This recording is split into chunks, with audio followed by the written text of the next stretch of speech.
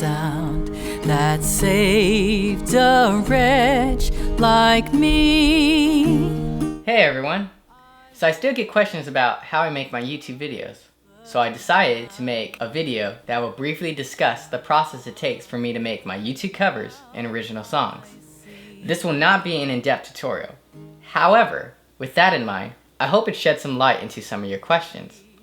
So if you're interested, the video will start in 3, 2, 1, let's get started. Hello everyone. So today we're doing the how to make a cover song for YouTube. And I thought I should show you the items I'm using today for the song Amazing Grace. First item I'm using is an extension cord. I need the extension cable to power up my Focusrite iTrack dock. It needs an outlet. And this is what it looks like. I'm also using my iPad, which the app I'm using to record the audio is GarageBand. Also, I'm using some headphones in order to listen to the audio I'm recording today. For the filming part, to record the cover, I use my Canon T3i, and I'm also using a Rode VideoMic Pro in order to sync the audio in post-production. I'm not actually going to use the audio from the Rode VideoMic Pro for the final product. What I'm actually going to use to do the final product is the Rode NT1A large diaphragm condenser mic. I'm using my acoustic guitar, the Marion LX1E, also nicknamed as Hannah. I'm also using a stool in order to sit down. So yeah, hopefully this turns out really well, so let's get started.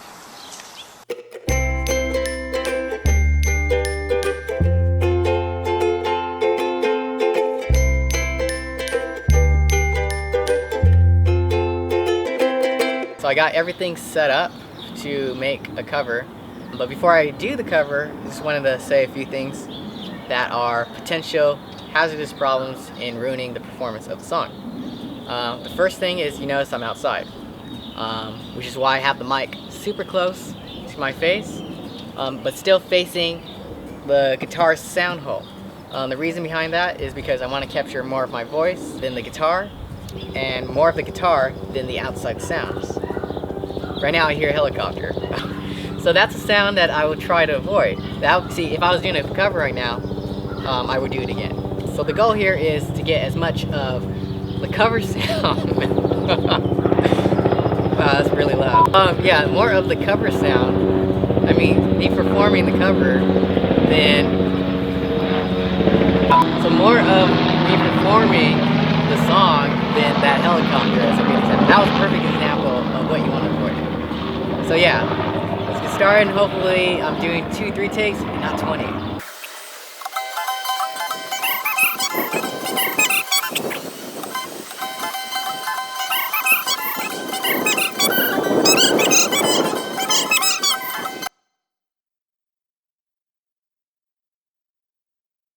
Okay, so we are now in the session for Amazing Grace in Logic. Let me just show you what I did.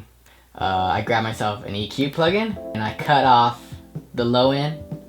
For this session I cut off 30 Hertz, and around 10K I got 1.0 dB of a high shelf, a little sparkle on the top end of the audio.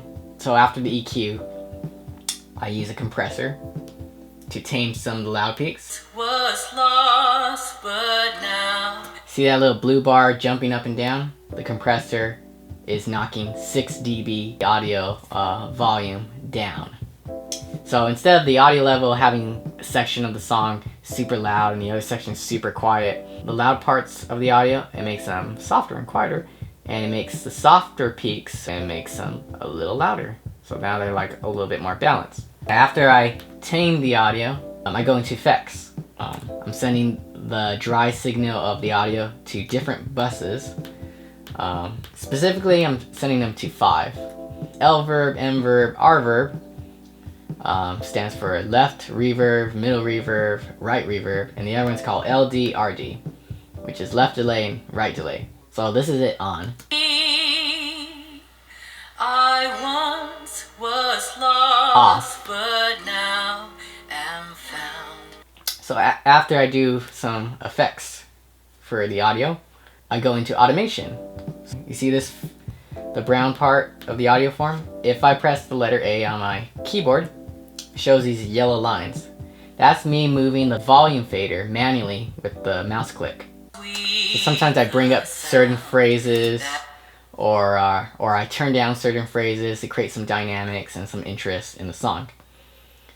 But yeah, that's all I do for YouTube covers. So EQ, compression, reverb, delay, and then some light automation. And after I'm done with that, I bounce the track out so it could be prepared to be mastered. But yeah, that's it, and I think we should move on to the mastering session. Alright, so we are now in the mastering session of Logic. The first thing I do is I import the mix from the mix session into a new project for Logic. And that's the yellow part right here. I do some parallel compression, which I put it right here, sent to bus 1 in order to tame some of the peaks. And then after I'm done with that, I export the track, the parallel compression track, and then I import that track back into Logic. So now I'm going to hide the yellow, okay, because I already did it. And I bring in the track and I color it red, and that's the new track. So that one has parallel compression on there. Now that's when I start actually doing some mastering. So I start throwing some plugins on the actual track. The first one I get, if you guys can guess it, it is EQ. So right here, I have a preset for EQ, cutting off some 30 Hertz, boosting on the high shelf at 10K 1 dB. After I do some EQ, I pull up my favorite tape machine from Slate Digital called the Virtual Tape Machine.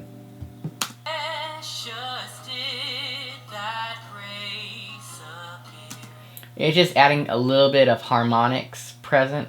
Now I didn't do this step. I actually wanted to show it in real time for this video, so you guys can actually see what I'm doing. Now the bottom track, the green track right here that I just clicked on, that is an already finished track. I usually take an old audio file that I already uploaded on YouTube and then import it into the session. And the reason I do this is to match the loudness levels against the new track.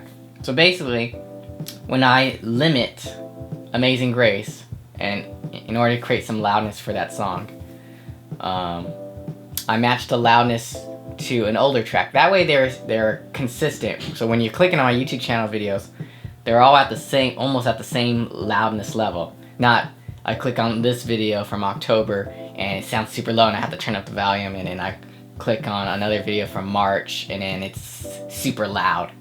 I want them where you click on each video and they're relatively the same loudness level.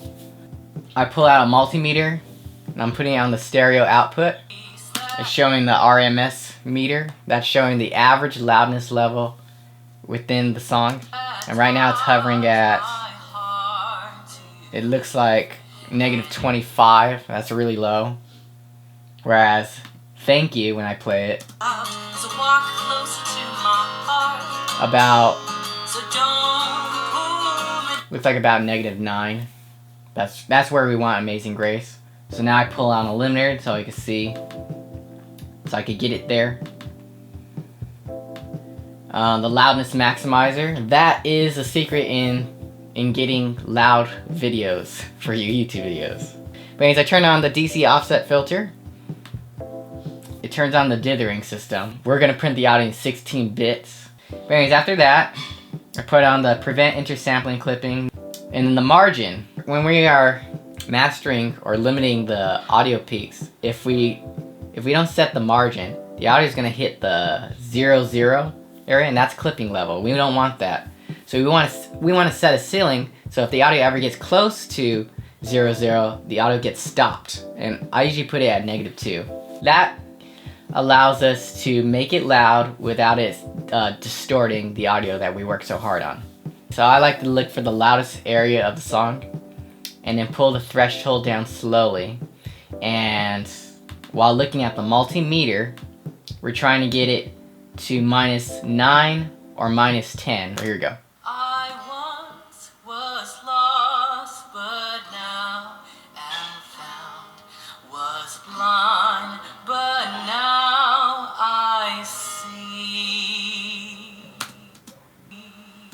Okay, so it's about -10, -9, so that should be good enough. Now I use the reference track in order to compare the loudness of it. And I play my Amazing Grace first. Hard to fear and grace my fears. Thank you. So don't pull me down. I think that's good. I'm sold with it. So now that I'm done mastering it, I'm gonna export it out. I'm gonna press the bounce button. Grace, I'm typing.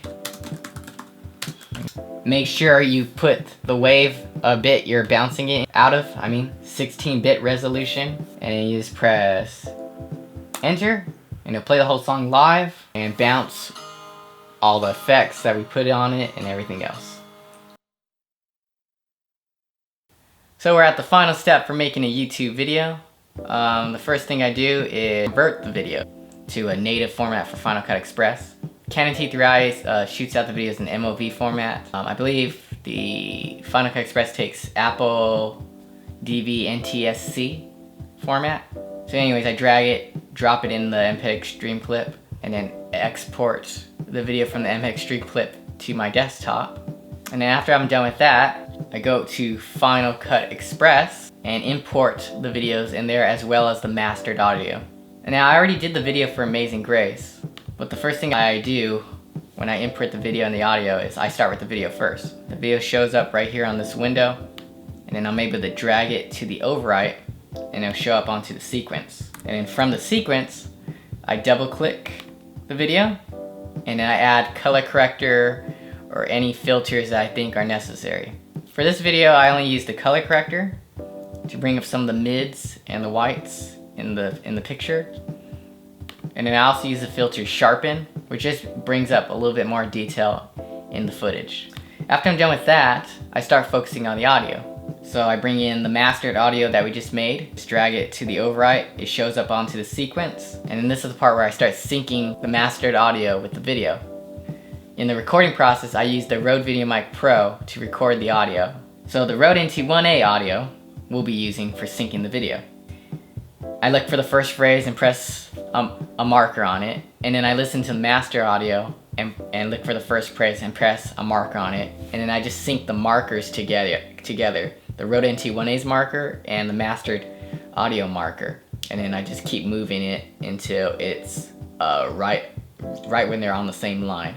And that should be where the audio should be to be synced up with the video. So after I put the intro and the fonts that I want on my video, I export it. And I go to export, use QuickTime Conversion, and under format, I change to MPEG-4. And then I press options, and then for the file format, I put MP4. Video format, I put H.264. The data rate, I choose 8000. Image size is 1920 by 1080 HD. The frame rate is going to be current. Keyframe, I press automatic. And then under video options, I put restrict profiles to main and encoding mode to best quality. And then under audio, the audio format is AAC-LC music. Data rate is going to be 320 kbps. Channels is stereo. Output sample rate is 44.1 kilohertz. And in the encoding quality, I put best. And yeah, that's it. You made it through the video! Yay! Yeah, so that's the final step for how I make my YouTube videos. Hopefully it shed some light into some of your questions. If it didn't for some reason, and you didn't get any of the answers that you wanted, feel free to ask questions down in the comment section below, or privately email me at andrewjosephmusic@gmail.com. And I'll try to get back to you as soon as possible. So yeah, thanks for watching and have a nice day.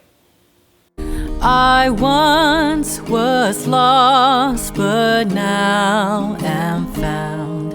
Was blind, but now I see.